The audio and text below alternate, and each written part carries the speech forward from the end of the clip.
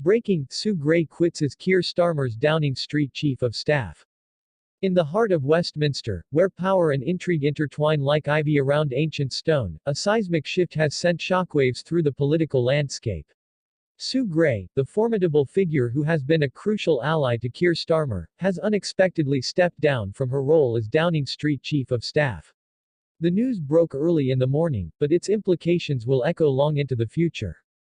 As dawn broke over London, the usual hum of activity in Downing Street was interrupted by whispers of Gray's resignation.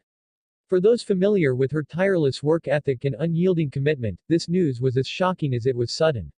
Gray, known for her meticulous attention to detail and calm demeanor, had been a linchpin for Starmer, helping him navigate the turbulent waters of British politics. But why would she leave now, just as the Labour Party seemed poised for a resurgence? The layers of this story began to unfold as insiders hinted at a brewing storm. Gray had been at the center of numerous controversies, her name often linked to the high-profile Partygate scandal that rocked the government. Yet, she emerged from that chaos not only intact but with a renewed sense of purpose. What could have caused her to abandon her post now, when the stakes have never been higher?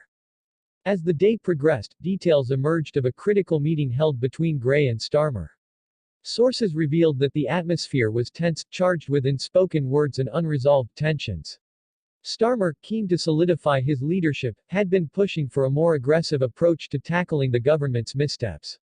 Gray, however, was known for her cautious approach, preferring to build consensus rather than ignite conflict. Was this divergence in strategy the catalyst for her departure? Viewers were left wondering what had transpired in that meeting. As news outlets scrambled to gather more information, the narrative deepened. Gray's resignation letter, a poignant document filled with gratitude yet tinged with regret, hinted at underlying fractures. "I believe in the mission," it read, "but our paths have diverged." The question lingered, what mission did she refer to, and what did it mean for Starmer and the Labour Party? The political landscape began to shift dramatically. Speculation ran rampant about who would fill Gray's shoes.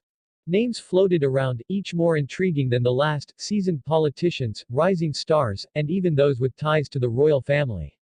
The connections between politics and the monarchy have always been a source of fascination, and in moments of uncertainty, the public often looks to the royals for guidance.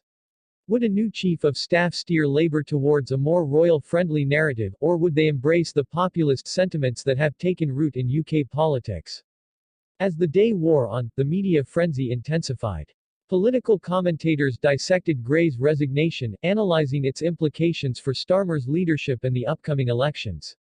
The emotional weight of the moment was palpable. Many remembered Gray's resilience during the pandemic, her commitment to justice, and her unwavering support for Starmer. Could this be the moment that changes everything? In a surprising twist, rumors began to circulate about a secretive meeting involving Gray, a prominent royal advisor, and an enigmatic figure from the business world. What was the nature of this meeting? Could it be that Gray was being courted for a role far beyond the political arena? Perhaps the royal family was seeking her insights as they navigate their own challenges in a rapidly changing world. With each revelation, the stakes grew higher. What role would Gray play in the coming months? Would her departure from Downing Street be seen as a betrayal, or would it mark the beginning of a new chapter in her career? The questions multiplied, leaving viewers on the edge of their seats, eagerly awaiting the next twist in this unfolding drama. As night fell, a press conference was announced. Starmer, flanked by key allies, stood before the cameras, his expression a mix of resolve and vulnerability. "Sue Gray has been a cornerstone of our team," he began, "and while I respect her decision, I cannot help but feel the weight of her absence."